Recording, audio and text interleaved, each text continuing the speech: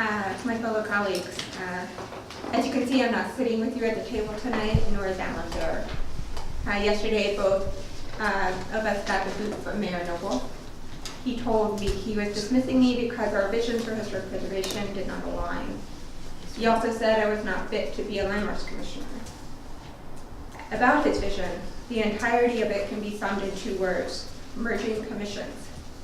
It is the only preservation policy initiative he has put forward since he has been in office.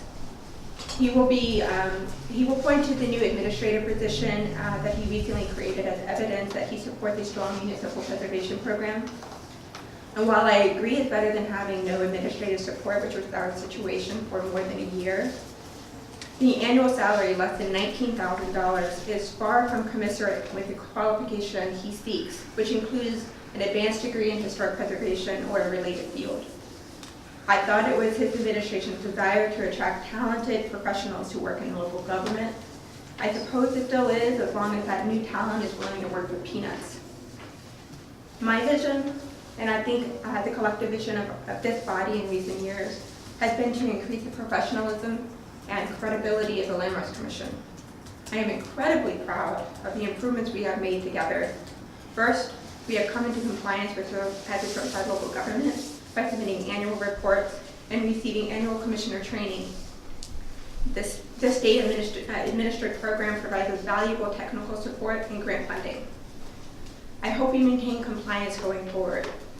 We also have made great strides in adhering to proper procedure in terms of how our meetings are conducted, delivering clear findings of fact that are tied to our review criteria, and making sure our written decisions are thorough enough to be easily understood by a judge.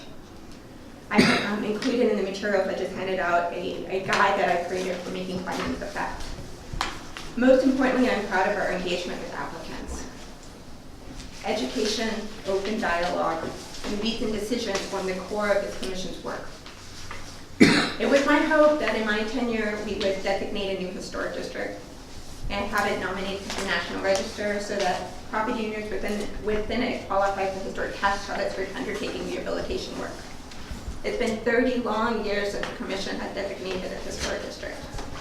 However, with Kevin McAvoy's help and the support of the Kingston Land Trust, 2 weeks ago, a Preserve New York grant was submitted to fund certification of the Fair Street Historic District, which is currently the only district that's locally designated only, so that property owners within that district will qualify for tax credits.